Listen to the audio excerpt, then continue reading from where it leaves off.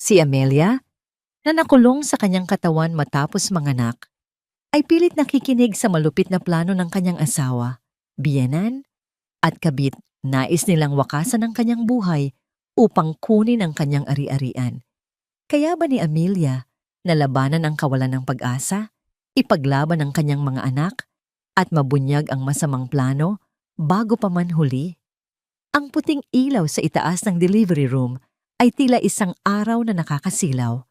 Bawat paghinga ni Amelia ay mabigat, pinipiga ng sakit at ng sabik. Sa kanyang tabi, mahigpit ang hawak ni Miguel sa kanyang kamay. Ang init nito ang tanging pamilyar na bagay sa malamig at esteril na silid. "Kaya mo yan, mahal ko," bulong ni Miguel. Ang kanyang boses ay nanginginig ng bahagya, ngunit pilit na pinatatatag para sa kanya. "Kasama mo ako, hindi kita iiwan." Tumango si Amelia, isang butil ng pawis ang gumulong sa kanyang sentido. Ang bawat paghilab ng kanyang tiyan ay isang alon na nagbabantang lunurin siya. Ngunit sa bawat alon na yon ay ang pangako ng dalawang buhay na ilang sandali na lang ay masisilayan na niya. Hinaplos niya ang munting silver brooch na nakapin sa kanyang damit pang ospital. Pamana pa yon ng kanyang yumaong ina. "Isang munting agimat," sabi nito noon, "para sa ligtas na panganganak." Ngayon, higit kailanman, kailangan niya ang lahat ng uri ng proteksyon. "Isa pa, Mrs. Santos, malapit na!" Sigaw ng doktor na si Carlos de Leon. Sumigaw si Amelia. Ibinuhos ang lahat ng natitirang lakas. Isang sigaw ng sakit, ng pag-asa, ng pag-ibig, at sa gitna ng kaguluhan, isang manipis ngunit malakas na iyak ang pumunit sa katahimikan. Napaluha si Miguel. "Narinig mo yon, Amy? Ang panganay natin." Ngunit hindi pa tapos ang lahat. May isa pa.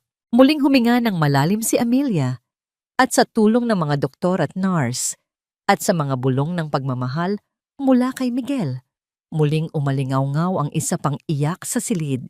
Dalawang malulusog na anghel. Si Luz at si Paz. Hikbing sabi ni Amelia. Ang kanyang puso ay umaapaw sa kaligayahang hindi niya akalaing posible. Nakita niya ang kislap sa mga mata ni Miguel nang ipakita ng nurse ang dalawang sanggol na nababalot ng puting lampin. Ito na yon. Ang pamilyang pinangarap niya. Ang buhay na perpekto. Ngunit bigla, ang liwanag ay nagsimulang magdilim. Ang malinaw na boses ng mga nurse ay naging mga bulong na hindi niya maintindihan. Ang mahigpit na hawak ni Miguel ay tila lumuwag. Isang nakakabinging tunog ng makina ang nagsimulang umugong, mabilis at walang tigil. "Doctor," bumabagsak ang vital signs niya. "We're losing her! Code blue! Code blue!"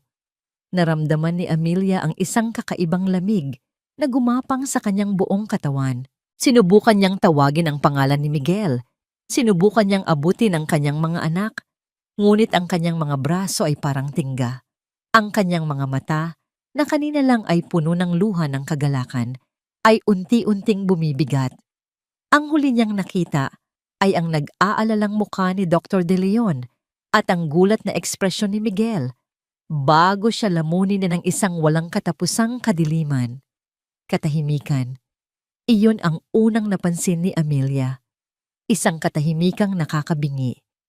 Wala siyang makita, wala siyang maramdaman.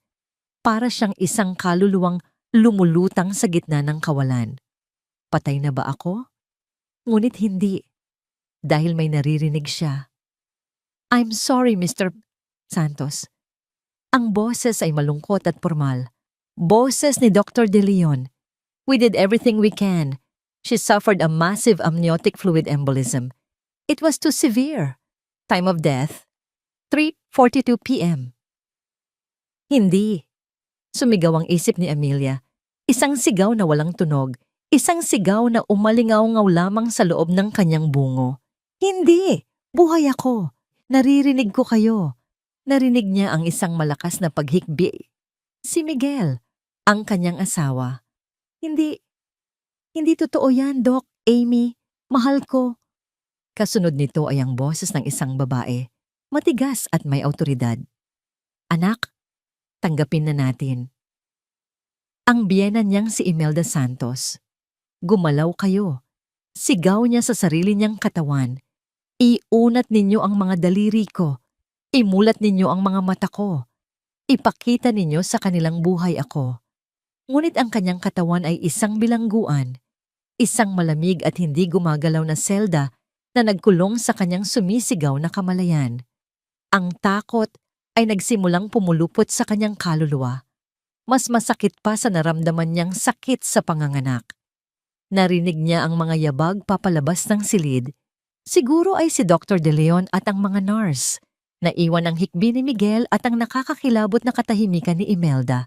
Ilang sandali pa, tumigil ang pag-iyak ni Miguel. Biglaan, isang nakakabinging katahimikan ang namayani. At sa gitna ng katahimikang yon, narinig ni Amelia ang boses ng kanyang biyenan. Malamig, walang emosyon, at puno ng isang bagay na hindi niya mawari. Tagumpay.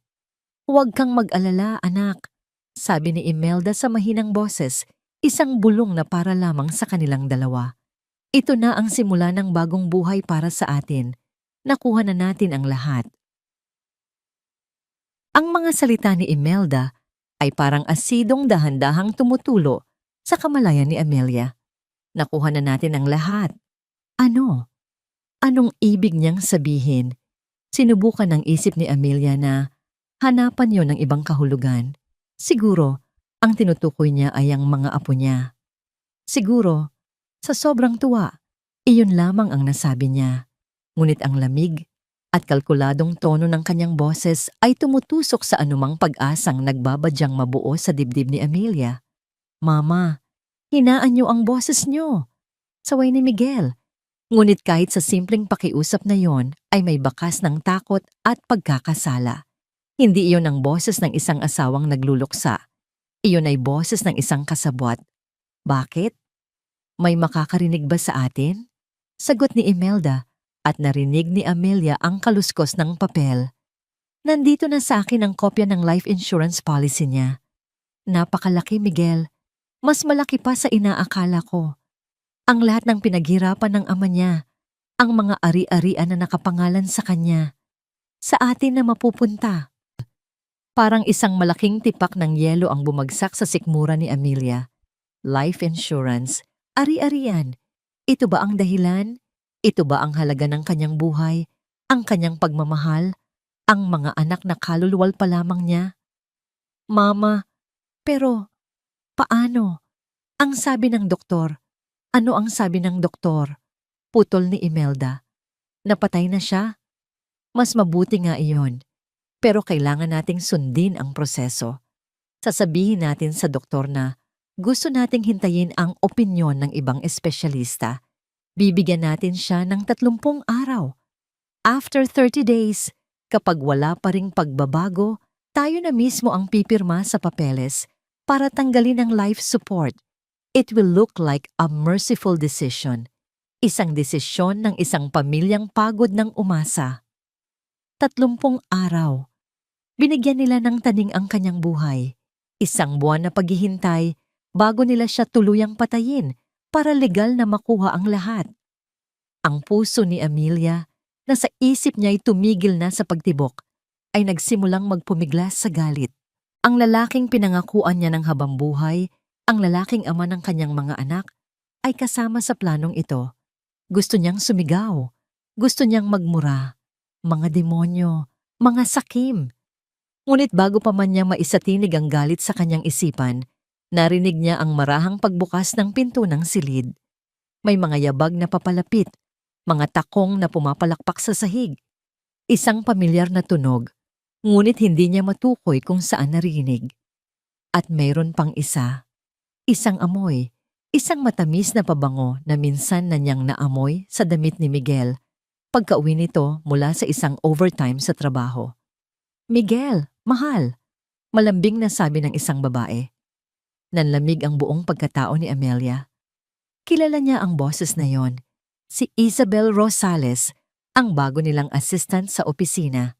Ang babaeng ipinakilala sa kanya ni Miguel bilang parang nakababatang kapatid. Naramdaman niya ang pagbabago sa hangin, ang paglapit nito sa kanyang kama, at pagkatapos, ang tunog na tuluyang dumurog sa anumang natitira sa kanyang puso. Isang halik, isang mabilis, ngunit malagkit na tunog ng mga labing naglapat. At hindi iyon sa kanyang pisngi. Narinig niya ang mahinang pag-angal ni Miguel. "Belle, nandito tayo sa ospital." Saway ni Miguel, ngunit walang bigat ang kanyang mga salita. "So, hindi ka ba masaya na makita ako?" Malanding sagot ni Isabel. "Nabalitaan ko ang nangyari. I'm so sorry for your loss." Dagdag pa nito, ang bawat salita ay puno ng pekeng pakikiramay na halos masuka si Amelia. "Tama na yan," sabad ni Imelda. Tila walang pakialam sa eksena. "Belle, mabutit dumating ka. Narinig mo ba ang plano? 30 araw. 30 days? Hindi ba masyadong matagal, tita?" Reklamo ni Isabel. "Paano kung magising siya?" "Hindi yan magigising," mabilis na sagot ni Imelda. "At kahit magising pa siya, anong magagawa ng isang gulay? Kailangan nating maging malinis. Kailangan nating magmukhang nagluluksa. Sa loob ng 30 araw, Miguel, iiyak ka. Magpapakita ka ng sakit. At ikaw, Belle, mananatili ka muna sa anino. Pagkatapos ng lahat, kapag nasa atin na ang pera, maaari na nating simulan ang buhay na pinapangarap natin."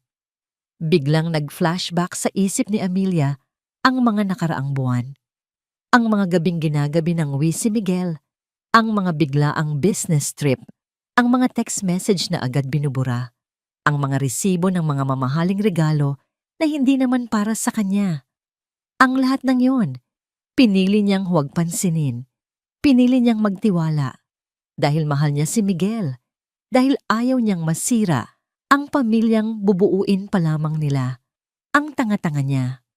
Habang ang tatlo ay nagbubulungan, nagpaplano ng kanyang kamatayan at ng kanilang kinabukasan, sa ibabaw ng kanyang bangkay, may isa pang eksena ang nangyayari sa kabilang bahagi ng lungsod.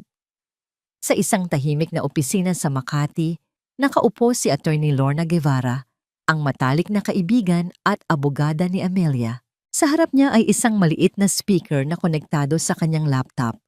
Mula rito, malinaw niyang naririnig ang bawat salita, bawat halik, bawat hininga ng kataksilan na nangyayari sa loob ng silid sa ospital.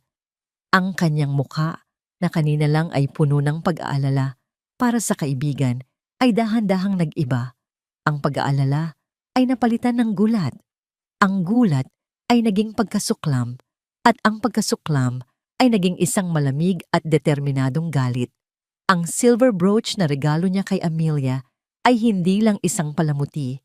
Ito ay isang pangako. "Kung may mangyaring masama, Amy, malalaman ko." Pinindot niya ang record button sa kanyang computer. Bawat salita ng mga Santos ay nagiging digital na ebidensya.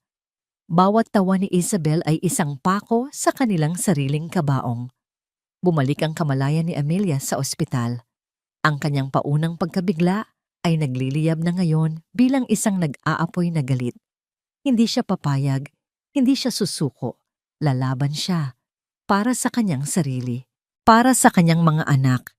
Nang biglang nagsalita si Isabel, isang tanong na puno ng pag-aalala na nagpabago sa lahat. "Miguel, tita, paano yung mga bata? Si Luz at Paz, anong gagawin natin sa kanila?" Mayroong sandaling katahimikan. At pagkatapos ay sinabi ni Isabel ang mga salitang tuluyang nagwasak sa mundo ni Amelia at nagbigay sa kanya ng pinakamatinding dahilan para mabuhay. Inihaplos ni Isabel ang kanyang tiyan at sinabing, "Kailangan nating bilisan. Hindi pwedeng lumaki ang tiyan ko na hindi pa natin naaayos ang lahat." Ang mga salita ni Isabel ay parang bombang sumabog sa loob ng isipan ni Amelia. Nag-iwan ng nakabibinging katahimikan at pira-pirasong alaala. Hindi pwedeng lumaki ang tiyan ko. Buntis siya. Ang kirida ng asawa niya ay nagdadalang tao. Ang galit na naramdaman ni Amelia kanina ay biglang napalitan ng isang malawak at malamig na kawalan. Parang binuhusan ng nagyayelong tubig ang kanyang buong kaluluwa, pinapatay ang anumang natitirang alab ng pag-asa. Hindi lang pala ito tungkol sa pera, ito ay pagpapalit. Isang buong pamilya ang itinatayo sa ibabaw ng kanyang libingan. Isang bagong asawa, isang bagong ina, isang bagong anak. At ang kanyang mga anak, ang kanyang dalawang anghel na si Luz at Paz, ay magiging mga ampon sa sarili nilang pamamahay o mas masahol pa, mga sagabal na kailangang alisin. Narinig niya ang pagbuntong hininga ni Imelda, tila isang negosyanteng sinusuri ang isang komplikadong problema. Huwag kang mag-alala, Isabel. Lahat ay nakaplano na. Kailangan lang nating maging maingat. Maingat, Mama? Nanginginig ang boses ni Miguel. Paano tayo magiging maingat? Buntis si Belle at si Amelia. Ang katawan niya ay nandito pa rin. Kaya nga sinabi kong 30 araw, mariing sabi ni Imelda. Sa loob ng 1 buwan, kailangan mong gampanan ang papel ng isang byudo, isang ama na nag-iisa. Darating ang mga kaibigan, ang mga kamag-anak. Magpapakita ka ng pighati. Ipapakita mo sa kanila kung gaano ka nawalan. At pagkatapos ng 30 araw, kapag pumirma na tayo sa papeles, sasabihin nating iyon ang pinakamabigat, ngunit pinakamakatuwirang desisyon. Isang act of mercy para palayain ang kaluluwa niya. Bawat salita ay isang punyal. Ang kanyang kamatayan, ginawang isang palabas. Ang kanyang alaala, ginawang isang kasinungalingan. Pagkatapos niyan, patuloy ni Imelda, magluluksa tayo ng ilang buwan. At kapag handa na ang lahat, Belle, maaari ka nang pumasok sa eksena bilang isang kaibigan na tumulong sa nagluluksang pamilya. Walang maghihinala. At kapag isinilang mo na ang bata, magiging isang buo at masayang pamilya na tayo. Isang buo at masayang pamilya. Ang mga salitang yon ay paulit-ulit na umalingaw-ngaw sa isip ni Amelia. Bawat ulit ay mas masakit. Iyon ang pangarap niya. Iyon ang buhay na ipinagdasal niya. At ngayon, naririnig niya itong inaangkin ng mga taong pumatay sa kanya. Gusto niyang ipikit ang kanyang mga mata, ngunit nakapikit na ang mga ito. Gusto niyang takpan ang kanyang mga tainga, ngunit wala siyang magawa, kundi ang pakinggan ang bawat detalye ng kanilang masamang balak. Maya-maya pa, pumasok ang isang nurse sa silid. Mr. Santos, oras na po para sa check-up. Agad na nagbago ang himig sa silid. Narinig ni Amelia ang isang malakas na paghikbi. Si Miguel, umiiyak siya. Ngunit ngayon, alam na ni Amelia ang kaibahan. Hindi ito iyak ng pighati. Ito ay iyak ng isang aktor. Isang napakagaling na aktor. Salamat, nurse, sabi ni Miguel sa pagitan ng mga hikbi. Kamusta na siya? May pagbabago ba? Wala pa rin po, sir. Malungkot na sagot ng nurse. Pero huwag po kayong mawalan ng pag-asa. Kausapin niyo lang po siya. Minsan na nakakatulong daw po iyon. Lagi ko siyang kinakausap, sabi ni Miguel. Lumapit siya sa kama. Naramdaman ni Amelia ang kanyang hininga malapit sa kanyang tainga. Mahal ko, lumaban ka. Bulong niya. Sapat na para marinig ng nurse. Huwag mo kaming iwan ng mga anak natin. Isang halik ang dumampi sa kanyang noo. Malamig. Walang buhay. Tulad ng isang ahas. Nang makaalis ang nurse, bumalik ang lahat sa dati. Narinig ni Amelia si Isabel na nagpaplano na. Siguro, dapat nating i-renovate ang master's bedroom. Palitan natin ng mas light na kulay ang pintura. At ang nursery, dagdag ni Imelda. Dapat siguro, ihiwalay na natin ang gamit ng kambal para hindi maging komplikado sa hinaharap. Ang bawat salita nila ay nagtatanggal ng bakas ni Amelia sa mundong ito. Binubura nila siya, piraso bawat piraso. Habang siya ay nakahiga lamang doon, isang bilanggo sa sarili niyang katawan. Isang tahimik na saksi sa sarili niyang paglalaho. Sa opisina ni Lorna, ang recording ay patuloy. Ang bawat salita ay naidodokumento. Ngunit hindi sapat ang recording. Kailangan niya ng mas matibay na ebidensya. Kailangan niyang malaman kung ano ang nangyayari sa pera at ari-arian ni Amelia. Kinuha ni Lorna ang kanyang telepono at tinawagan ang isang numero.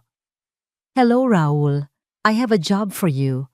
I need you to run a full financial background check on Miguel and Imelda Santos. Everything. Bank accounts, credit cards, loans. I want to know every single peso they move and I need it yesterday." Pagkatapos ng tawag, sumandal siya sa kanyang upuan. Ang kanyang mga mata ay nakatitig sa speaker na tila ba nakikita niya ang kanyang kaibigan sa kabilang linya. "Huwag kang mag-alala, Amy," bulong niya. "Hindi kita pababayaan. Hindi ko sila hahayaang manalo." Sa mangantala, sa bilangguan ng kanyang katawan, isang desisyon ang nabuo sa isip ni Amelia.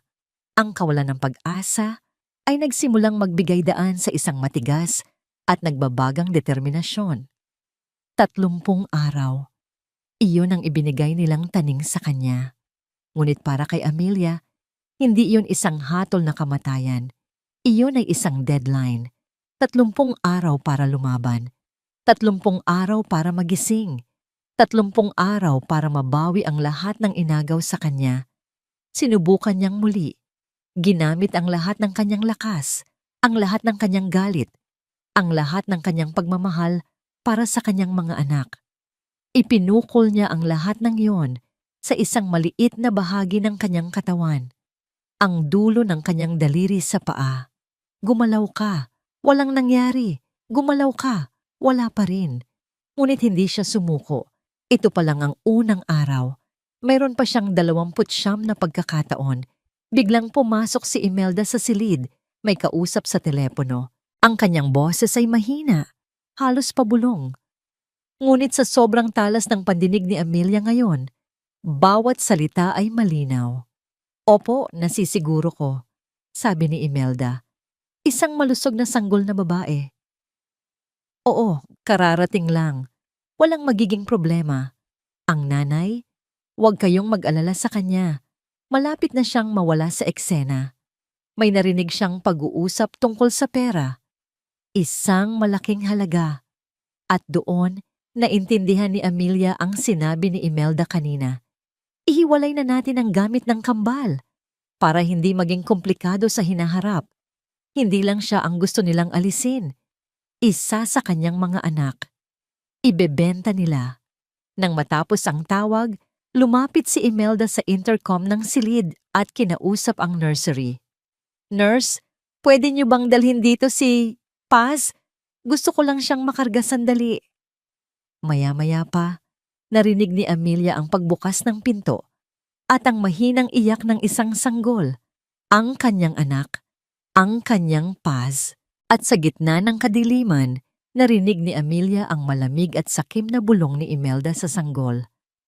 "Ikaw ang magiging susi sa lahat, bata ka. Ang anghel na mag-aahon sa amin sa hirap." Isang tawag ang pumasok sa telepono ni Imelda. "Hello?" "Opo, nandito na siya." May tumawag. Isang kliyente. Interesado sila sa isang sanggol na babae. Ang amoy ng baby powder at gatas ay bumalot kay Miguel habang nakatayo siya sa harap ng salamin ng nursery. Sa loob ng 2 magkahiwalay na incubator, mahimbing na natutulog ang 2 nilalang na nagbago ng kanyang buhay magpakailanman. Si Luz at si Paz, ang kanyang mga anak. Pinayagan siya ng nurse na pumasok sandali. Sa kauna-unahang pagkakataon, binuhat niya ang isa sa mga ito, si Luz. Napakaliit niya sa kanyang mga braso, napakabango. Ang munting mga daliri nito ay kumuyom sa kanyang hintuturo, isang hawak na mas matibay pa sa anumang kontrata. Naramdaman niya ang isang mainit na kuryenteng gumapang sa kanyang dibdib. Isang damdaming hindi niya pa naramdaman kailanman. Pagmamahal, purong pagmamahal. Pagkatapos ay binuhat niya si Paz. Kung si Luz ay may hawig kay Amelia, si Paz naman ay tila isang munting kopya niya. Ang hugis ng ilong, ang manipis na buhok na nagsisimulang tumubo, isang bahagi niya, dugo niya, isang butil ng luha ang pumatak mula sa kanyang mata at tumama sa puting lampin ni Paz. Luha ng ano? Saya? Pighati? O pagkakasala? Hindi niya alam. Ang alam lang niya, sa mga sandaling iyon, habang karga niya ang kanyang mga anak, gusto niyang maging isang mabuting ama. Gusto niyang suklian ang tiwala ni Amelia. Gusto niyang bawiin ang lahat. Ngunit ang pangarap na yon ay kasing ikli lang ng sandaling iyon. Paglabas niya ng nursery, naghihintay na sa kanya ang kanyang ina sa isang sulok ng pasilyo. Ang mukha ni Imelda ay seryoso, walang bakas, ng pagiging isang mapagmahal na lola. Para sa kanya, ang mga bata sa loob ay hindi mga apo. Sila ay mga komplikasyon o mga produkto. Miguel, kailangan nating mag-usap, sabi nito sa mahinang boses, ngunit may bigat ng isang utos. Dinala siya ni Imelda sa isang family waiting room na walang tao. Isinara nito ang pinto. Ang hangin ay biglang naging mabigat. Ano po iyon, ma? Tanong ni Miguel. Pilit na iniiwas ang kanyang tingin. Ayaw niyang makita ang kalkulasyon sa mga mata ng kanyang ina. Tumawag na ang kliyente. Diretsong sabi ni Imelda. Ang mag-asawang sinasabi ko sa'yo, desidido na sila. Handa silang magbayad ng malaki para sa isang malusog na sanggol. Nanigas si Miguel. Maano bang sinasabi niyo? Nagbibiro po ba kayo? Kailan ba ako nagbiro pagdating sa pera, Miguel? Sagot ni Imelda. Ang kanyang mga mata ay nanlilisik. Isipin mo, ang pera mula sa insurance ni Amelia, aabutin pa ng ilang buwan bago natin makuha. Pero ito, mabilis na pera. Sapat para bayaran ang mga utang mo. Sapat para masimulan ang negosyong gusto ni Isabel. Sapat para hindi na tayo mag-alala pa. Pero ma, anak ko yon. Anak natin ni Amelia. Halos pabulong na sigaw ni Miguel. Hindi ko pwedeng ibenta ang sarili kong anak. Isang malutong na sampal ang dumapos sa pisngi ni Miguel. Hindi malakas, ngunit puno ng insulto. Huwag kang umarte na para kang isang santo, singhal ni Imelda. Saan ka kukuha ng pera para sa pagbubuntis ni Isabel? Saan ka kukuha ng panggastos habang naghihintay tayo? Huwag mong sabihing hindi mo naisip to. Dalawa sila, Miguel. Sobra ang isa. Hindi, ma. Mali ito. Mali ito. Pilit ni Miguel. Kinukumbinsi ang sarili higit pa sa kanyang ina. Ngumisi si Imelda. Isang ngising nakakakilabot. Mali? Gusto mo bang pag-usapan natin kung ano ang tunay na mali? Huwag mong kakalimutan, Miguel, kung bakit ka napunta sa posisyon mo ngayon. Huwag mong kakalimutan ang aksidente na nangyari sa ama ni Amelia noon. Pareho tayong may hawak na sikreto. Isang maling galaw mo lang, pareho tayong babagsak. Ang banta ay hindi na kailangang ipaliwanag pa. Ang alaala ng gabing iyon, ang madilim na kalsada, ang preno ng sasakyan, ang kasinungalingang binuo nila, ay sapat na para supilin ang anumang natitirang tapang ni Miguel. Nawalan siya ng lakas, napaupo siya sa silya, ang kanyang mga kamay ay nanginginig. Lumapit si Imelda, ang kanyang boses ay biglang naging malumanay. Tulad ng isang manggagamot na nagbibigay ng lason. Hindi natin siya ibebenta, anak. Ibibigay natin siya sa isang mas magandang buhay. Isipin mo, isang pamilyang mayaman na hindi magkakaanak. Ibubuhos nila ang lahat ng pagmamahal at kayamanan sa kanya. Magkakaroon siya ng buhay na hindi natin kayang ibigay. Hindi ba't isang kabutihan yon? Pumasok si Isabel sa silid. Bit-bit ang 2 tasa ng kape. Ang kanyang muka ay puno ng pag-aalala. Ngunit alam ni Miguel na ito ay para sa sarili niya, hindi para sa kanya. Inilapag niya ang kape at hinaplos ang braso ni Miguel. Mahal, napag-usapan na namin ni tita. Malambing niyang sabi. Para rin naman to sa kinabukasan natin, ng pamilya natin. Idiniin niya ang salitang natin. Hindi ko kayang mag-alaga ng anak ng iba, Miguel, lalo na't may sarili tayong bubuuin. Masakit man, pero kailangan nating maging praktikal. Iyon na iyon. Ang huling tulak, ang pagpili sa pagitan ng nakaraan na kinakatawan ng mga anak ni Amelia at ng kinabukasan na ipinapangako ni Isabel. Si Miguel ay isang duwag at ang mga duwag ay laging pinipili ang mas madaling daan. Tumango siya ng dahan-dahan, hindi makatingin sa mata ng sino man sa kanila. Isang tango ng pagsuko, isang tango ng pagtataksil. Nakita niya ang nangiti ng tagumpay sa labi ni Imelda. Nakita niya ang ginhawa sa mukha ni Isabel. Ngunit sa loob niya, may isang bagay na namatay. Ang maliit na piraso ng kanyang sarili na nangarap maging isang mabuting ama kanina lang sa nursery. Tumayo siya, iniwan ang dalawang babae sa kanilang pagbubunyi at naglakad pabalik sa nursery. Mula sa salamin, pinagmasdan niya ang natutulog na si Paz. Ang kanyang munting anghel na walang kamalay-malay sa hatol na iginawad sa kanya ng sarili niyang ama. Ang bigat ng buong mundo ay tila pumatong sa kanyang mga balikat. Humilig siya sa salamin, ang kanyang noo ay nakadikit sa malamig na bubog. Sa isang bulong na puno ng sakit at pagsisisi, sinabi niya ang mga salitang magiging sumpa niya habang buhay. Patawarin mo si Papa, anak. Ang mga salita ni Miguel, patawarin mo si Papa, anak, ay tumagos sa kadiliman at tumama sa kamalayan ni Amelia na parang kidlat. Ang bawat pantig ay isang pag-amin, isang hatol, isang katapusan. Hindi ito katapusan. Sa isang iglap, ang lahat ng sakit, ang lahat ng pighati, ang lahat ng pakiramdam ng pagiging biktima ay naglaho. Ang natira na lamang ay isang dalisay at nagngangalit na apoy. Isang apoy na sinindihan ng pinakamatinding uri ng pag-ibig, ang pagmamahal ng isang ina para sa kanyang anak. Walang hiya ka, Miguel. Walang hiya kayong lahat. Ang sigaw ay umalingaw-ngaw sa loob ng kanyang isipan. Napakalakas na halos akalain niyang maririnig ito ng lahat sa silid. Ngunit ang kanyang katawan ay nanatiling tahimik, isang estatwa ng pagkakanulo. Narinig niya ang pag-uusap ni Imelda sa telepono. Inaayos ang mga detalye.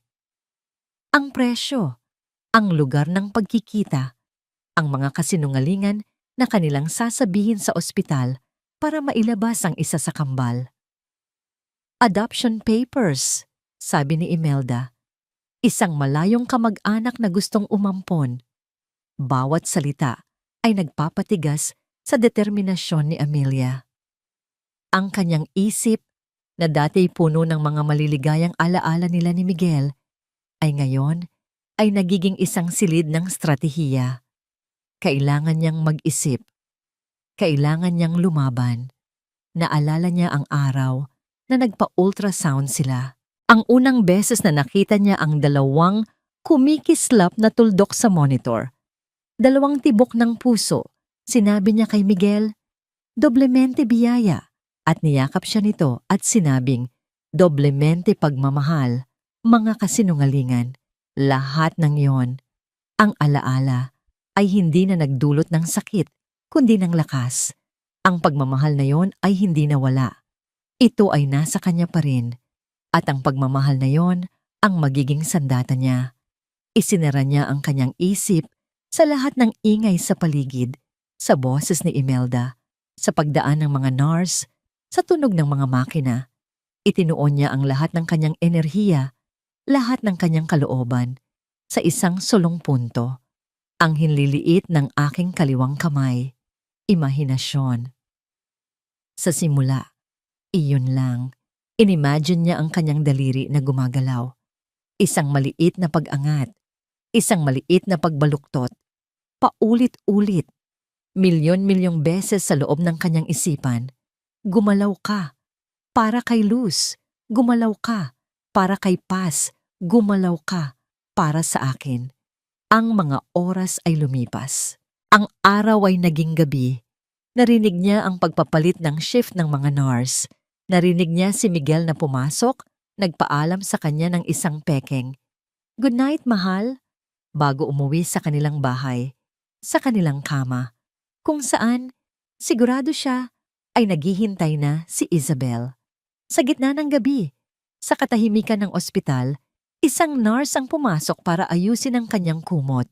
Isang mabait na nurse, base sa lambing ng kanyang mga kamay. Hey, Ma'am Amelia, bulong ng nurse habang inaayos ang kanyang unan. Kung naririnig niyo man ako, lumaban po kayo. Ang gaganda po ng mga anak ninyo. Kanina, parang hinahanap na nila ang kanilang nanay. Ang mga salitang yon ay parang gasolinang ibinuhos sa nag-aalab ng apoy sa puso ni Amelia. Hinahanap nila ako. Muli niyang sinubukan. Sa pagkakataong ito, may kasamang imahe. Ang mga mukha ng kanyang mga anak. Ang maliliit nilang mga kamay. Ang kanilang mga unang iyak. Ipinukol niya ang lahat ng pagmamahal na yon. Ang lahat ng pangungulila. Ang lahat ng galit sa dulo ng kanyang daliri. At pagkatapos, may nangyari. Isang kislap. Isang kuryente. Isang bahagyang pag-angat. Napakaliit. Napakabilis. Na halos hindi niya naramdaman. Ngunit naramdaman niya. Isang twitch. Isang hindi voluntaryong paggalaw. Napatigil ang nurse sa kanyang ginagawa. Tinitigan nito ang kamay ni Amelia. Ano yon? Ngunit ang daliri ay hindi na muling gumalaw. Bumalik ito sa pagiging bato.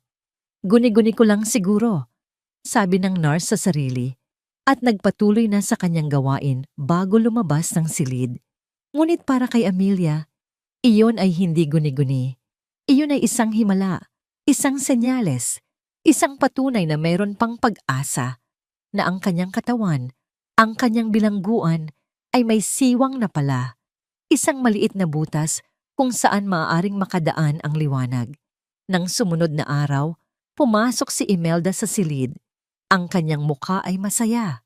Ang kanyang mga hakbang ay magaan. May dala siyang bulaklak para sa palabas. Inilagay niya ito sa florera, sa tabi ng kama ni Amelia. Lumapit siya. Ang kanyang mukha ay ilang pulgada na lang mula kay Amelia. Ang amoy ng kanyang mamahaling pabango ay nakakasulasok. Alam mo, Amelia, bulong ni Imelda, ang kanyang boses ay puno ng paghamak at tagumpay. Mas mabuti na rin siguro na ganito ka. Isang pabigat lang na malapit nang mawala. Inayos ni Imelda ang buhok ni Amelia na nakakalat sa unan. Isang kilos na puno ng pagkukunwari. At ang isa mong anak? Nagpatuloy siya. Huwag kang mag-alala para sa kanya. Magkakaroon siya ng buhay na hinding-hindi mo kayang ibigay. Isang buhay na puno ng yaman. Malayo sa pamilyang ito. Malayo sa'yo. Pagkasabi noon, tumalikod na si Imelda at lumabas ng silid. Iniwan si Amelia sa isang katahimikang mas maingay pa kaysa sa sigawan. Ngunit ang mga salita ni Imelda ay hindi na nakasakit kay Amelia. Sa halip, ang mga ito ay naging panggatong. Isang paalala sa kung ano ang nakataya. Hindi na siya ang Amelia na mahina at nagtitiwala. Ang babaeng nakahiga sa kama na ito ay iba na. Siya ay isang ina. Isang leon ang handang gawin ang lahat para protektahan ang kanyang mga supling. At sa katahimikan ng kanyang isipan, isang pangako ang kanyang binitawan. Naririnig kita, Imelda. Naririnig ko kayong lahat. At hindi ako papayag. Magigising ako. At sa araw na imumulat ko ang aking mga mata, sisingilin ko kayong lahat sa inyong mga kasalanan. Ipinikit niyang muli ang kanyang isipan at muling nag-ensayo. Gumalaw ka. At sa pagkakataong ito, ang twitch ay mas malakas na bampok. Ang chandelier sa itaas ng pribadong silid ng restaurant ay kumikinang na parang mga diamante. Bawat kubyerto sa mesa ay pilak. Bawat plato ay mamahaling porselana. Para kay Imelda Santos, ito ang kanyang natural na kapaligiran. Isang mundo ng kapangyarihan at yaman na matagal na niyang inaasam. At ngayon, abot kamay na niya. Sa tapat niya, nakaupo ang mag-asawang Del Prado, isang makapangyarihang negosyante at ang kanyang socialite na asawa. Sila ang kliyente. Sila ang solusyon. Sila ang huling pagkakataon para sa isang perpektong plano. Gusto naming pasalamatan kayo, Mrs. Santos, sa pag-ayos ng pagkikitang ito. Sabi ni Mr. Del Prado, ang kanyang boses ay formal, ngunit may bakas ng desperasyon. Tawagin niyo na lang akong Imelda. Nakangiting sabi ni Imelda. Ang kanyang nangiti ay ensayado, puno ng init at peking pag-unawa. Pamilya na rin naman ang turingan natin, hindi ba?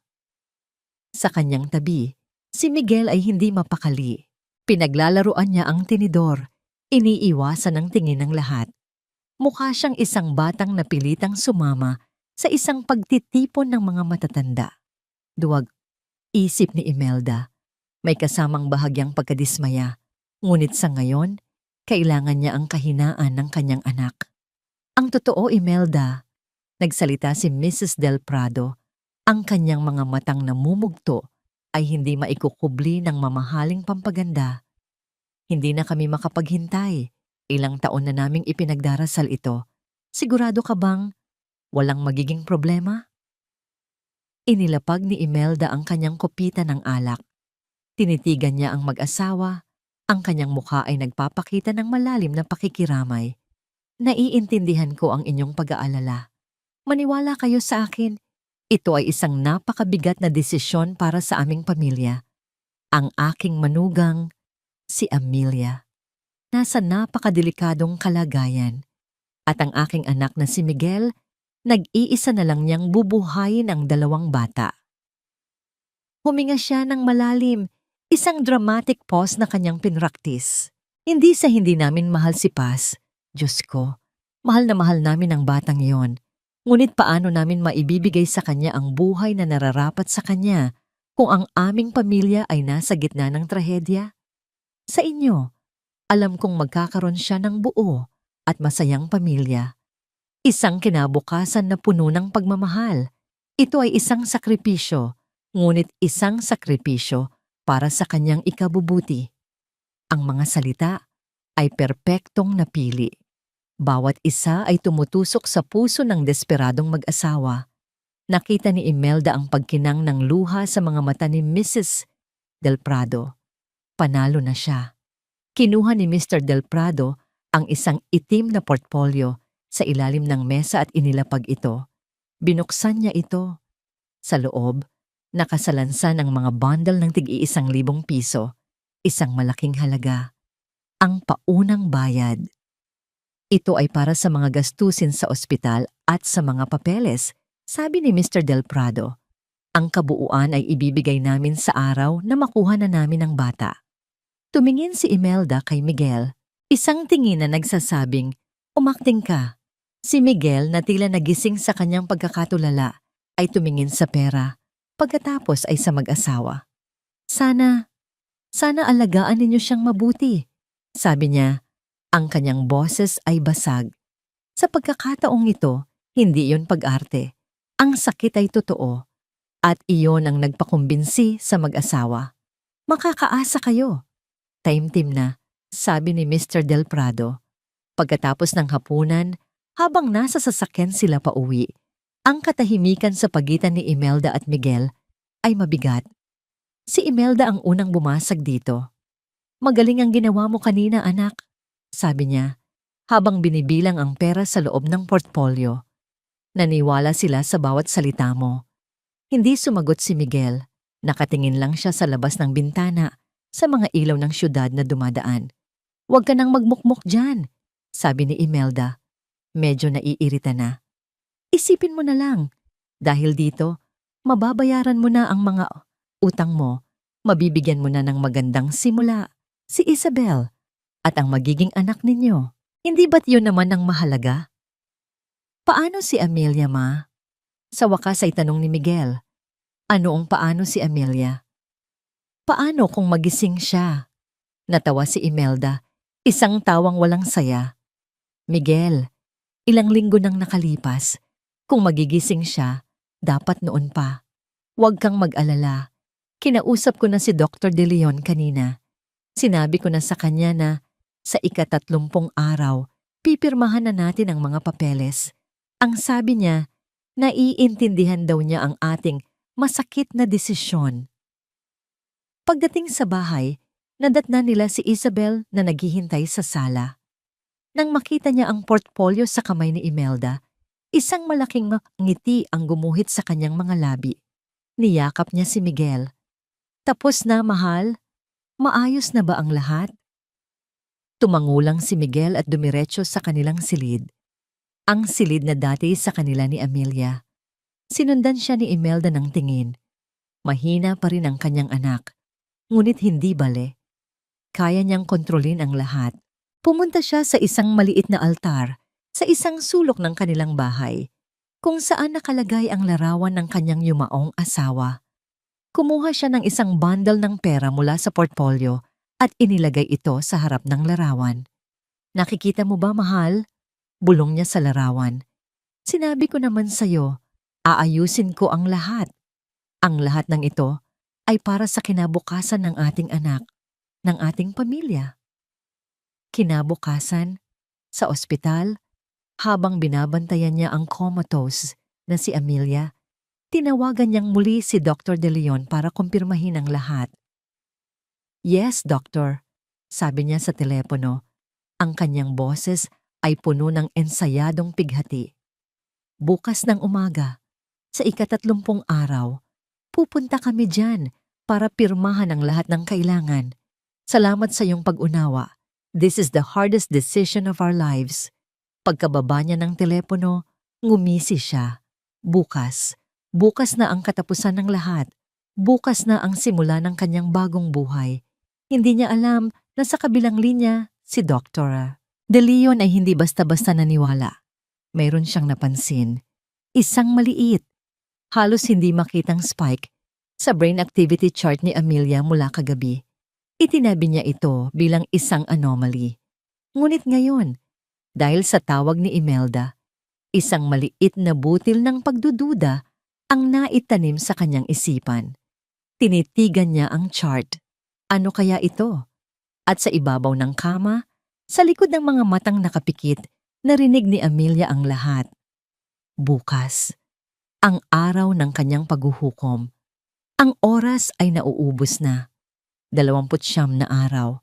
Ang mga salitang yon ay parang isang kampanang paulit-ulit na tumutunog sa isipan ni Amelia.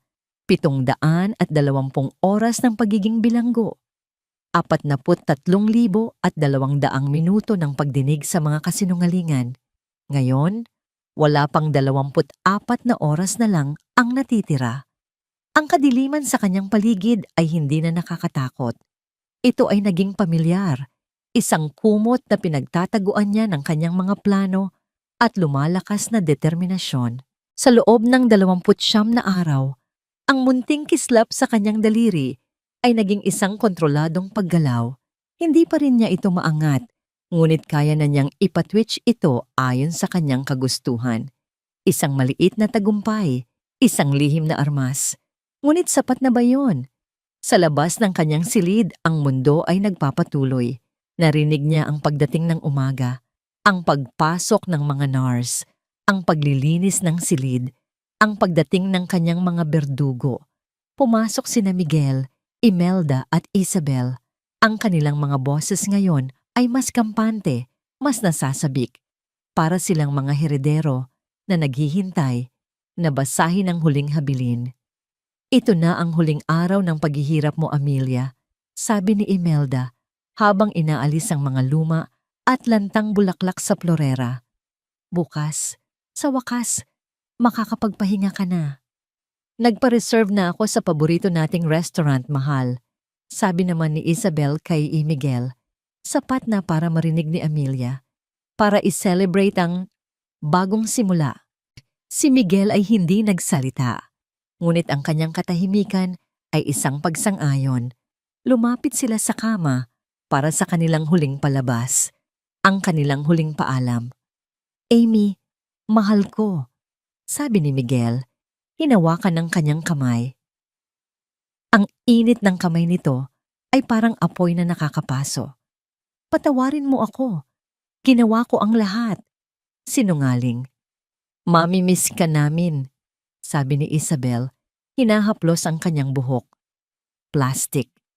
Magkikita rin tayong muli, sabi ni Imelda, isang pangakong mas nakakatakot kaysa sa isang sumpa. Mga demonyo.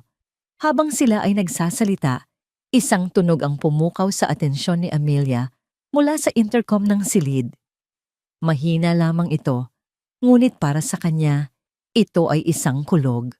Ang iyak ng isang sanggol mula sa nursery, ang iyak na yon, ang iyak ng kanyang anak. Isang alon ng enerhiya ang biglang bumuhos sa kanyang katawan. Hindi galit, hindi takot, kundi purong pagmamahal. Isang desperadong pangangailangan na protektahan ang pinagmumulan ng tunog na yon.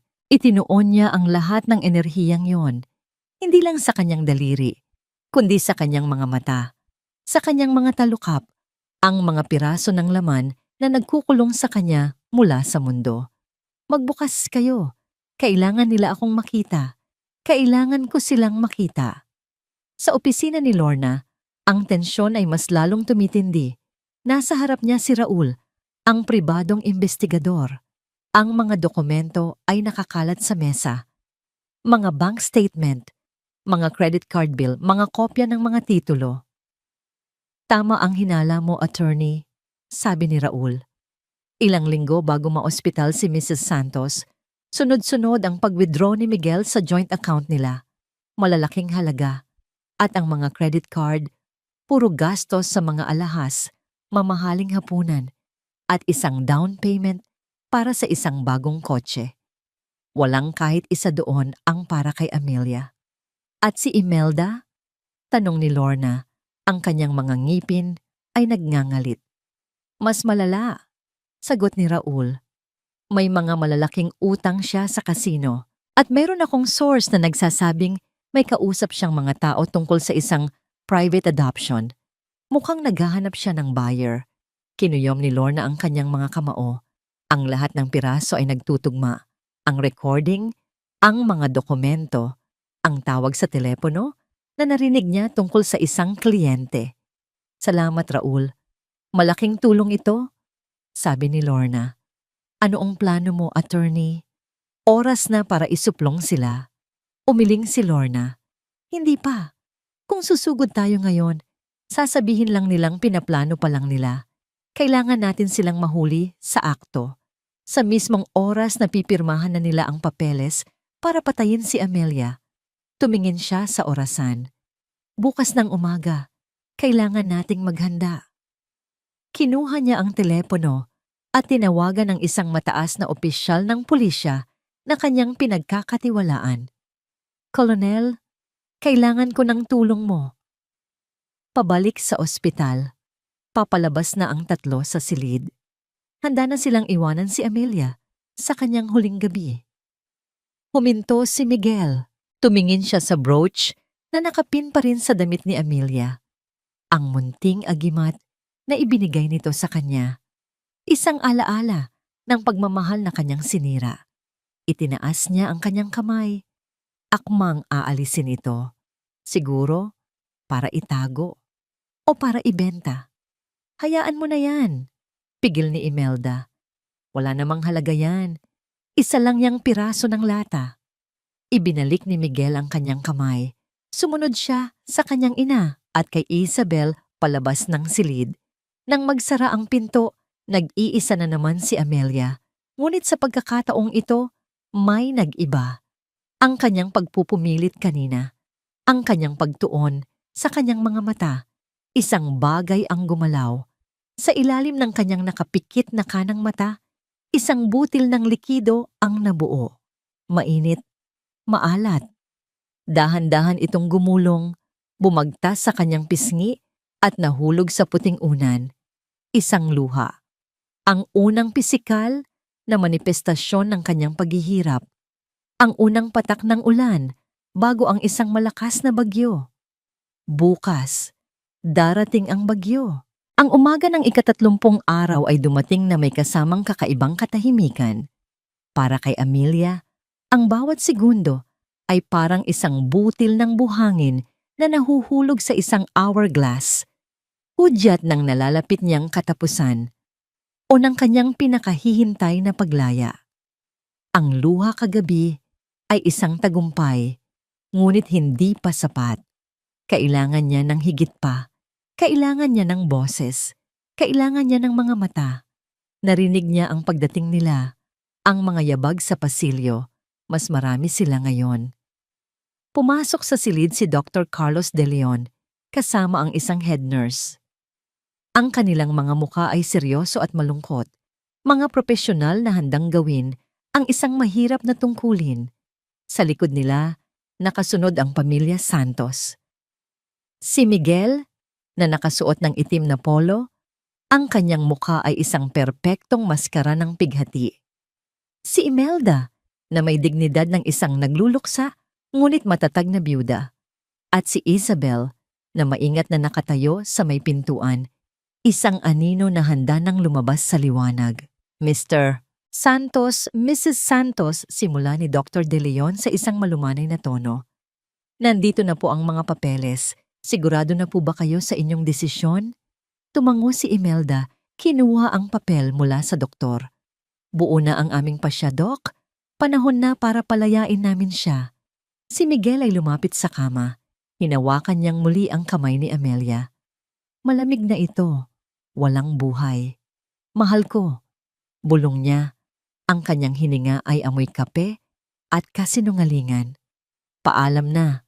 Magkikita rin tayo. Inabot ni Imelda ang ballpen at ang papeles kay Miguel. Pirahan mo na, anak. Ang buong atensyon sa silid ay nasa kay Miguel. Ang pag-scratch ng ballpen sa papel ang magiging hudyat ng kanilang tagumpay. Ang tunog na yon ang magiging mitya ng kanilang bagong buhay. Itinaas ni Miguel ang ballpen.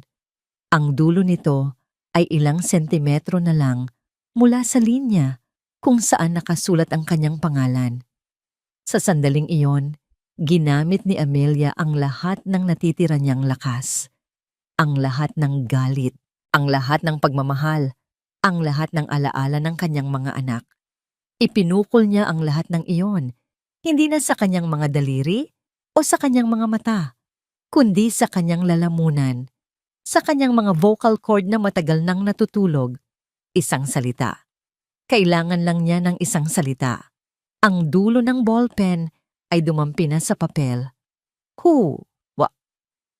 Ang tunog ay mahina, garalgal, parang kaluskos ng tuyong dahon. Ngunit sa nakabibinging katahimikan ng silid, ito ay umalingaw-ngaw na parang isang putok ng baril. Nabitawan ni Miguel ang ballpen. Tumalsik ito sa sahig. Lahat ay napatingin sa kama. Dahan-dahan, napakabagal, na parang isang bulaklak na sumisibol sa dilim, ang mga talukap ng mata ni Amelia ay nagsimulang gumalaw.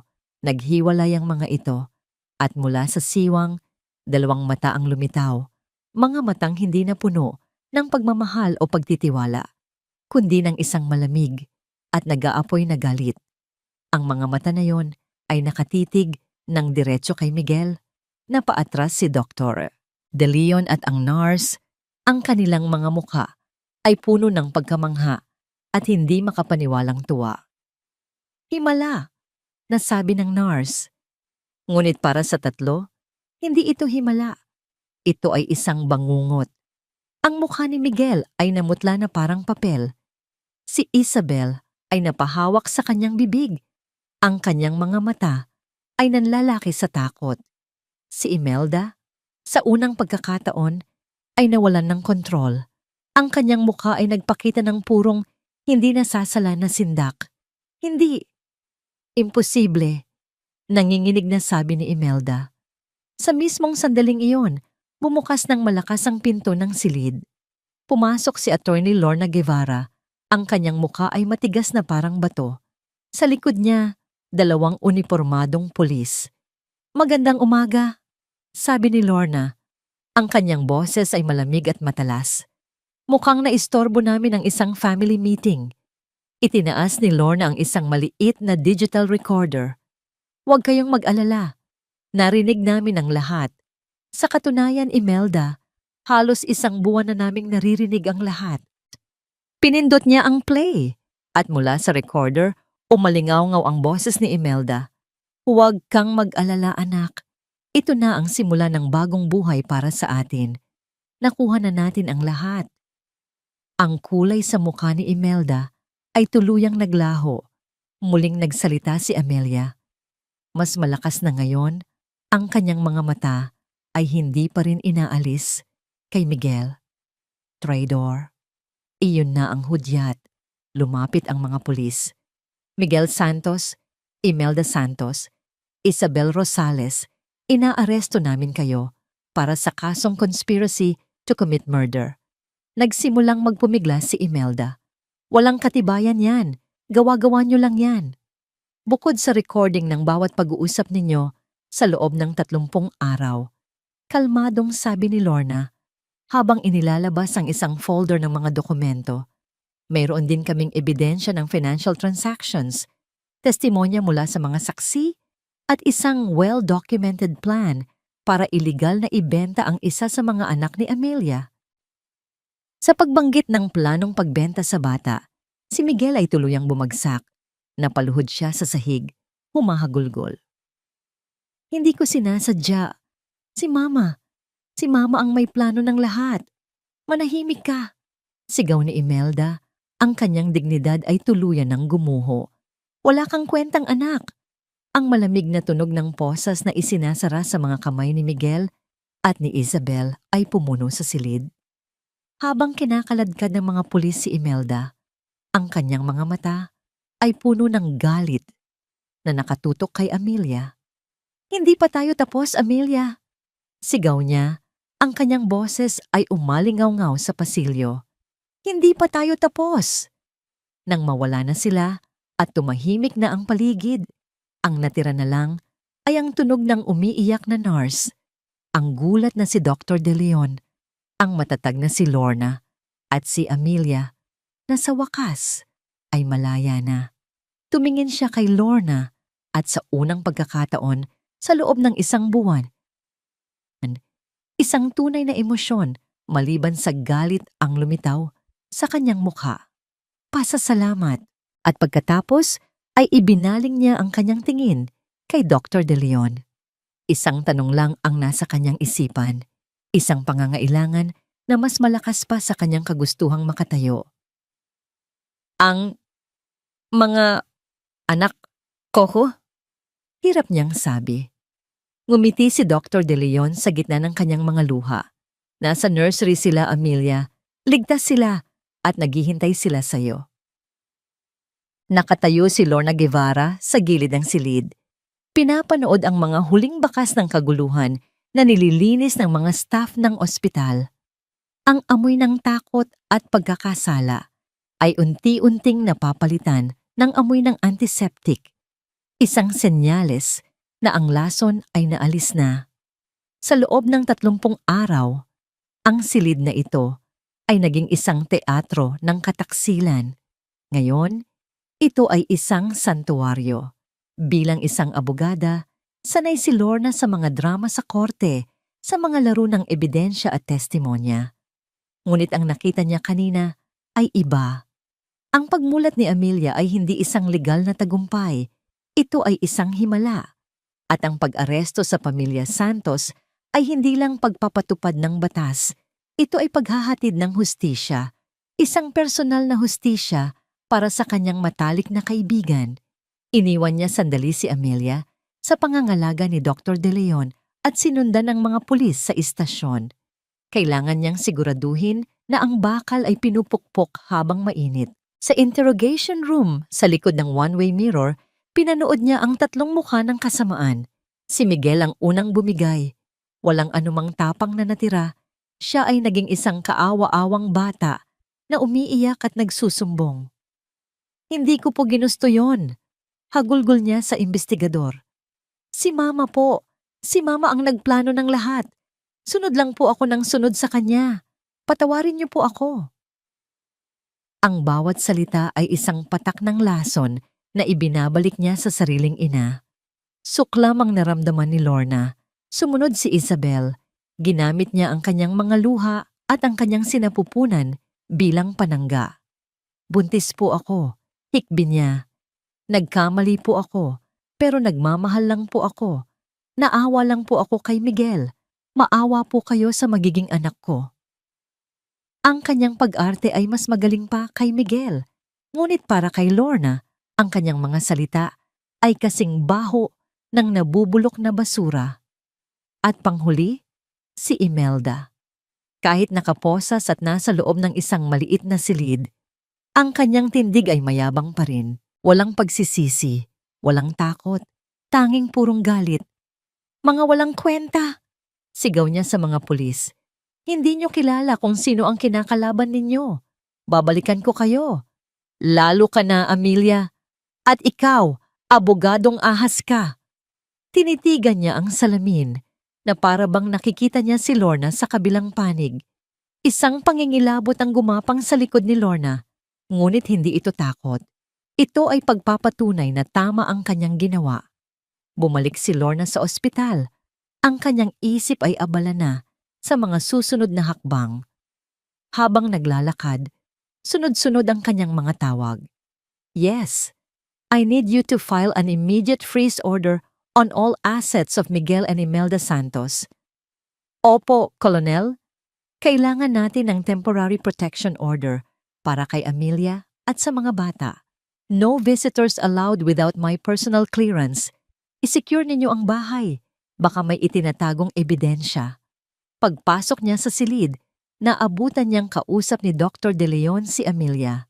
Ang boses ni Amelia ay mahina pa rin, ngunit ang kanyang mga mata ay may liwanag na. Isang liwanag ng determinasyon. Attorney, sabi ni Amelia nang makita siya. Amy, malambing na sagot ni Lorna, hinawakan ang kamay ng kaibigan. Tapos na. Ligtas ka na. Tumulo ang luha sa mga mata ni Amelia. Salamat, Lorna. Utang ko sa iyo ang buhay ko. Hindi, Amy. Utang mo yan sa sarili mo, sa paglaban mo, sabi ni Lorna. At may dalawang dahilan kung bakit ka lumaban. At palagay ko, oras na para makita mo sila. Sumenya si Lorna kay Dr. De Leon. Tumango ang doktor at may kinausap sa intercom. Ilang sandali pa, bumukas ang pinto. Pumasok ang head nurse, may tulak-tulak na bassinet. Sa loob, magkatabing natutulog ang dalawang munting anghel, balot na balot sa kulay rosas na kumot. Si Luz at si Paz. Ang paghinga ni Amelia ay bumilis. Ang kanyang mga kamay, na kanina lang ay nanghihina, ay biglang nagkaroon ng lakas. Iniunat niya ang mga ito. Maingat na kinuha ng nurse ang isang sanggol at dahan-dahang inilapag sa kanang braso ni Amelia. Pagkatapos, ang isa pa ay sa kaliwa. Sa unang pagkakataon, mula nang siya ay mamatay, nayakap ni Amelia ang kanyang mga anak. Idinikit niya ang kanyang mukha sa malambot na buhok ni Luz, nilanghap ang bango nito. Pagkatapos ay kay Paz, hinagkan niya ang maliliit nilang mga noo. Ang mga luha ay malayang dumaloy sa kanyang mga pisngi, ngunit hindi na ito luha ng pighati o galit. Ito ay luha ng purong, walang katulad na pag-ibig at ginhawa. Luz ko, Pasko, hikbi niya. Nandito na si Mama. Hindi na kayo pababayaan ni Mama. Nakatayo sa isang sulok, pinanood ni Lorna ang eksena. Ang lahat ng stress, ang lahat ng puyat, ang lahat ng panganib. Lahat ay sulit para sa sandaling ito. Ito ang tunay na hustisya. Ang isang ina na inagawa ng lahat ay muling nabuo sa pagyakap sa kanyang mga anak. Ngunit ang kapayapaan ay panandalian lamang. Biglang nag-vibrate ang telepono ni Lorna. Isang text message mula sa kanyang assistant sa opisina. Ati, tumawag po ang abogado ni Imelda Santos. Nag-declare po sila na not guilty sa lahat ng paratang. Lalaban daw po sila sa korte hanggang sa huli. Tumingin si Lorna mula sa kanyang telepono patungo sa mag-iinang payapang magkayakap. Ang laban na ito ay hindi pa tapos. Nagsisimula pa lang ang tunay na digmaan. 6 na buwan. 6 na buwan ng physical therapy, ng mga walang tulog na gabi kasama ang kambal, at ng walang katapusang paghahanda kasama si Lorna. Para kay Amelia, Ang 6 na buwan na yon ay isang paglalakbay mula sa pagiging isang biktima patungo sa pagiging isang mandirigma. Bawat masakit na pag-unat ng kanyang mga kalamnan ay isang paalala ng kanyang pagkakabilanggo, ngunit bawat pag-angat ng kanyang mga braso para kargahin ang kanyang mga anak ay isang tagumpay. Ang kanyang boses, na dati isang garalgal na bulong, ay malinaw at matatag na ngayon. At ang kanyang mga mata, na minsay nakakita lang ng kadiliman, ay nakatuon na ngayon sa isang layunin, katarungan. Ang courtroom ay puno. Ang media, ang mga usisero, ang mga pamilyang nag-aalala. Ang kaso ni Amelia Reyes Santos ay naging isang pambansang sensasyon. Ang Sleeping Beauty na nagising para isumbong ang kanyang mga berdugo. Sa kabilang panig ng silid, nakaupo ang 3. Si Miguel, mas payat, ang kanyang muka ay guhit-guhit ng pagsisisi at takot. Si Isabel, na malaki na ang tiyan, ay nakayuko, iniiwasan ang tingin ng lahat. At si Imelda, walang nagbago sa kanya. Ang kanyang tindig ay matigas, ang kanyang mga mata ay nanlilisik pa rin sa galit, hindi sa pagsisisi. Nagsimula ang paglilitis. Ang unang tumestigo ay si Dr. De Leon. Ipinaliwanag niya ang kalagayan ni Amelia bilang isang locked-in state, isang medikal na himala. Her will to live, sabi ng doktor, fueled by her maternal instinct, was stronger than any medicine. Sumunod ang mga ebidensya ni Lorna, ang mga bank statement, ang mga recording, ang testimonya ng mag-asawang Del Prado na inalok bilhin si Paz. Bawat isa ay isang pako sa kabaong ng depensa. Ngunit ang pinakamatinding sandali ay nang tawagin si Amelia sa witness stand. Habang naglalakad siya patungo sa harapan, ang buong silid ay tumahimik. Bawat hakbang niya ay matatag. Bawat paghinga niya ay kontrolado. Umupo siya, tumingin ng diretso sa hukom, at pagkatapos ay sa 3 taong sumira sa kanyang buhay. Maaari mo bang isalaysay sa korteng ito ang mga pangyayari, Mrs. Santos? Tanong ni Lorna. At nagsalaysay si Amelia. Hindi siya umiyak, hindi siya sumigaw. Ang kanyang boses ay kalmado, ngunit ang bawat salita ay may bigat ng kanyang pinagdaanan. Ikinuwento niya ang kanyang pagkakakulong sa sariling katawan, ang bawat plano na kanyang narinig, ang bawat halik ni Isabel kay Miguel, ang bawat kalkulasyon ni Imelda. Nang ikwento niya ang planong pagbenta kay Paz, isang kolektibong paghinga ng pagkagulat ang narinig mula sa mga tao sa korte. Tumingin si Amelia kay Miguel. Sa unang pagkakataon, nagtama ang kanilang mga mata. Nakita niya sa mga mata nito ang lahat, ang pagsisisi, ang hiya, ang paghingi ng tawad. Ngunit huli na ang lahat. Ibinaling niya ang kanyang tingin. Ang abogado ni Imelda ay sinubukang sirain ang kanyang testimonya. Hindi ba't posible, Mrs. Santos, na dahil sa iyong kondisyon, ang lahat ng ito ay isang masamang panaginip lamang? Isang halusinasyon? Tumingin si Amelia sa abogado at pagkatapos ay sa hurado. Ang pagmamahal ng isang ina sa kanyang mga anak ay hindi isang halusinasyon. Sagot niya. Ang kanyang boses ay umalingaw-ngaw sa buong silid.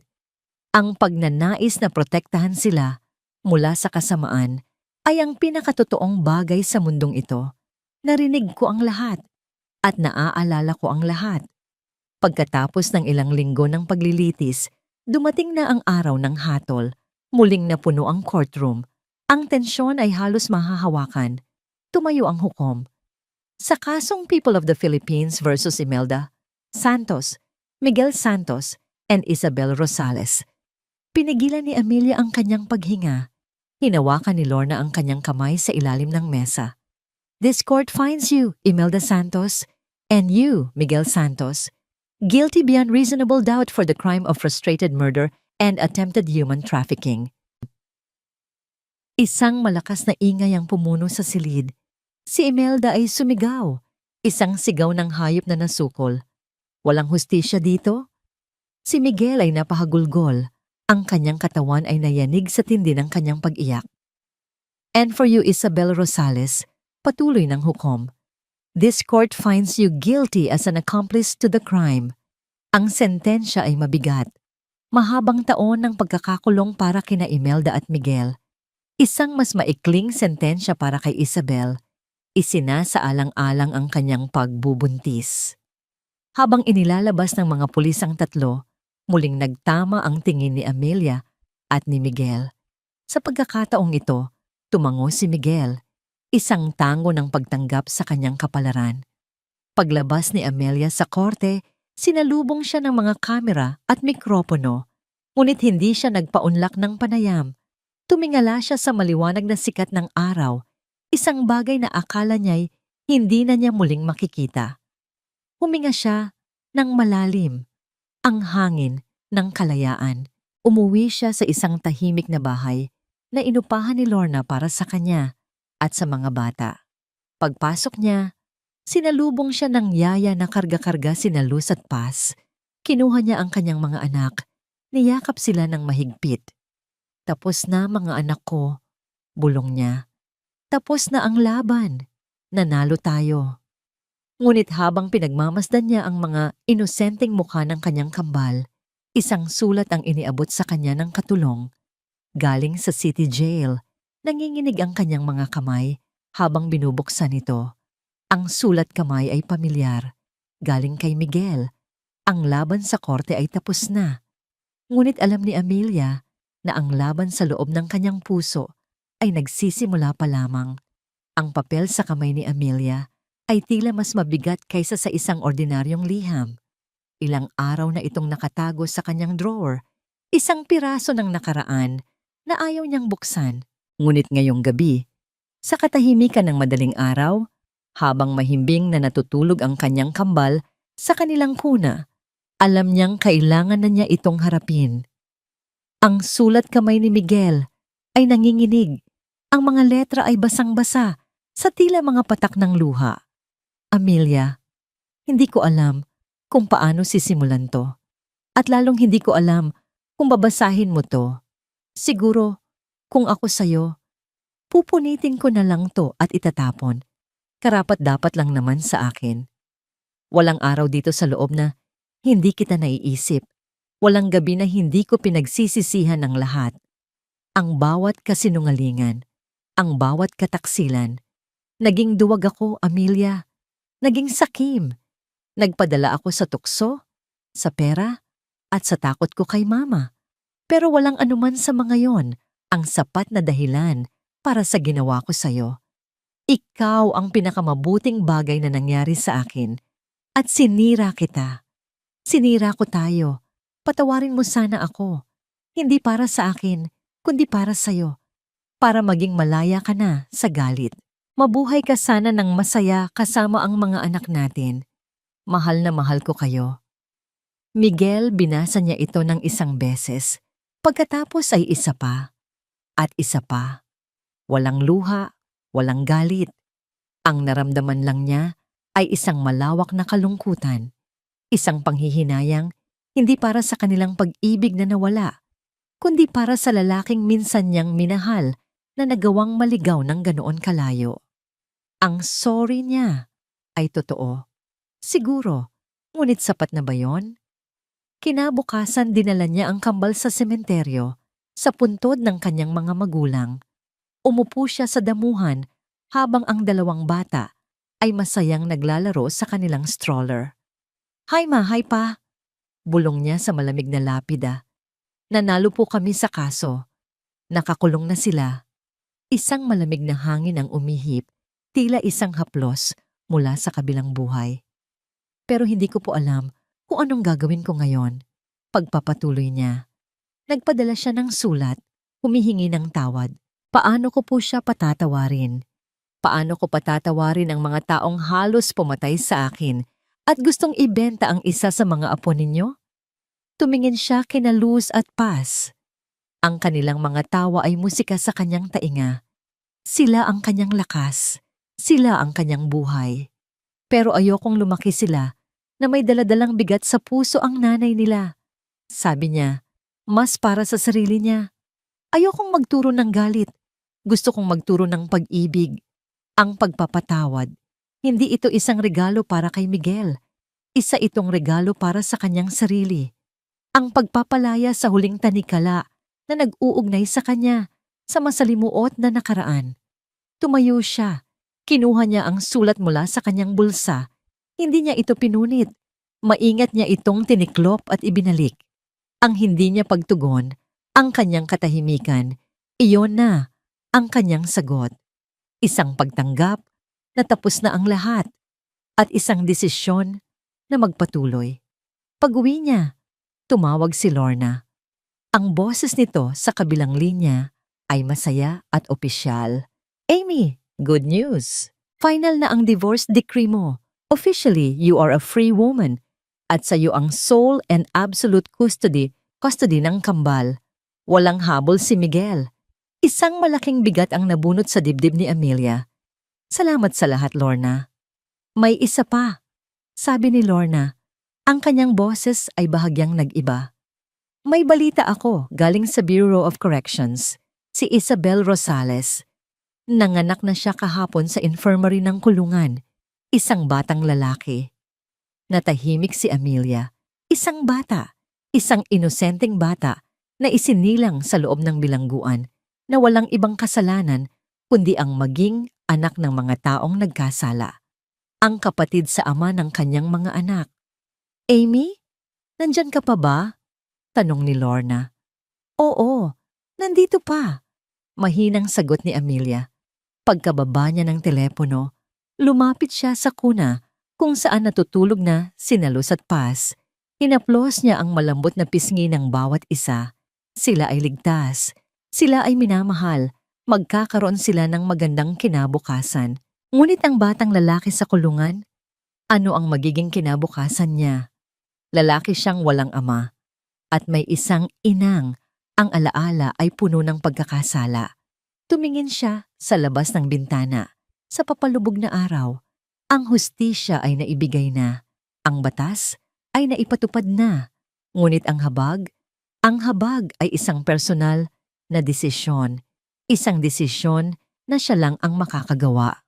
At sa sandaling iyon, habang pinagmamasdan niya ang kanyang dalawang natutulog na anghel, isang hindi inaasahang plano ang nabuo sa kanyang isipan. Isang plano na hindi nakabatay sa galit ng nakaraan, kundi sa pag-asa para sa kinabukasan. Isang plano para sa isang batang hindi niya pa nakikita, ngunit sa isang banda ay kadugo pa rin ng kanyang mga anak. Isang taon na ang nakalipas mula nang imulat ni Amelia ang kanyang mga mata at bawiin ang kanyang buhay. Ang mundo ay hindi na madilim. Ito ay puno na ng kulay. Nakatayo siya sa entablado ng isang hotel ballroom sa harap ng maraming tao. Ang ilaw ng mga kamera ay nakatutok sa kanya, ngunit hindi na siya nasisilaw. Sa likod niya, isang malaking banner ang nakasulat. The Reyes Foundation, pag-asa para sa mga ina at anak, grand launching. Maraming salamat po sa inyong pagdalo. Simula ni Amelia, ang kanyang boses ay malinaw at puno ng kumpiyansa. Isang taon na ang nakalipas. Akala ko ay katapusan na ng lahat para sa akin. Ngunit natutunan ko na kung minsan, ang mga pinakamasakit na pagtatapos ay simula lamang pala ng mga pinakamagandang kabanata. Ginamit niya ang isang bahagi ng perang minana niya sa kanyang mga magulang, ang parehong perang pinag-interesan nina Imelda, para itayo ang pundasyong ito. Isang organisasyong tutulong sa mga single mothers, mga biktima ng abuso, at mga batang nangangailangan. Ginawa niyang isang simbolo ng pag-asa, ang isang bagay na minsay naging sanhi ng kasakiman. Ang pundasyong ito, patuloy niya, ay alay ko sa aking mga magulang na nagturo sa akin ng pagmamahal at sa aking dalawang anak, sina Luz at Paz, na nagturo sa akin kung paano lumaban. Pumalakpak ang mga tao. Sa isang sulok, nakita niya si Lorna, nakangiti at nagpupunas ng luha. Sa tabi nito, ang matapat na si Dr. De Leon, Sila ang kanyang naging pamilya sa gitna ng unos. Pagkatapos ng event, habang nagkakape sila ni Lorna sa isang tahimik na sulok, ibinigay ni Lorna ang isang sobre kay Amelia. Final report mula sa social services, sabi nito. Binuksan ito ni Amelia. Sa loob, mga litrato ng isang malusog at masayang batang lalaki na naglalaro sa isang malinis na bahay ampunan. Sa ilalim, may sulat mula sa head nun, Mrs. Santos muli. Maraming salamat sa iyong buwanang anonymous donation. Ang batang si David ay lumalaking malusog at bibo. Napakalaking tulong ng iyong suporta para sa kanyang kinabukasan. Hindi na David ang pangalan nito sa birth certificate, ngunit iyon ang pangalang ibinigay ni Amelia na ang ibig sabihin ay minamahal. Isang bagong simula, isang bagong pagkakakilanlan, malayo sa anino ng kanyang mga magulang. Sigurado ka na ba talaga dito, Amy? Tanong ni Lorna sa ika-100 beses. Handa akong tumulong para sa legal adoption kung gugustuhin mo. Umiling si Amelia. Hindi, Lorna. Hindi ko siya kayang palakihin. Bawat tingin ko sa kanya, makikita ko lang sila. Ang magagawa ko lang ay siguraduhin na hindi niya mararanasan ng hirap. Na magkakaroon siya ng pagkakataong mamili ng sarili niyang landas, malayo sa kasalanan ng nakaraan. Iyon ang habag na kaya kong ibigay. Isinara niya ang sobre. Ito ang kanyang huling ugnayan sa pamilya Santos. Isang lihim na kabutihan na siya lang, si Lorna. At ang Diyos ang nakakaalam. Kinabukasan, dinala ni Amelia ang kambal sa Batangas sa isang private beach resort kung saan sila lang ang tao. Ang puting buhangin, ang asul na dagat, ang ginintuang sikat ng araw. Ito ang paraiso. Ang kambal, na ngayon ay marunong ng maglakad, ay masayang naghahabulan sa dalampasigan. Ang kanilang maliliit na paa ay gumagawa ng mga marka sa buhangin, mga markang madaling mabura ng alon, ngunit ang alaala ay mananatili magpakailanman. Umupo si Amelia sa isang banig, pinapanood ang kanyang 2 himala. Si Luz, na kamukha niya, ay ang mas mahinahon. Si Paz, na may mga mata ni Miguel, ay ang mas malikot at matapang. Isang perpektong balanse, lumapit ang 2 sa kanya. Ang kanilang mga mukha ay puno ng ngiti at buhangin. Niyakap niya sila ng mahigpit. Nilanghap ang amoy ng dagat at araw sa kanilang mga buhok. Mama, sabi ni Paz, itinuturo ang papalubog na araw. Tumingin si Amelia sa dapit hapon. Ang langit ay pinintahan ng kulay kahel, rosas at lila. Isang pangako ng panibagong umaga. Hindi na niya naisip ang nakaraan. Ang sakit, ang pagkakanulo, ang paghihiganti. Lahat ng iyon ay bahagi na lang ng kwentong nagdala sa kanya kung nasaan siya ngayon. Ang mahalaga ay ang ngayon, ang yakap ng kanyang mga anak.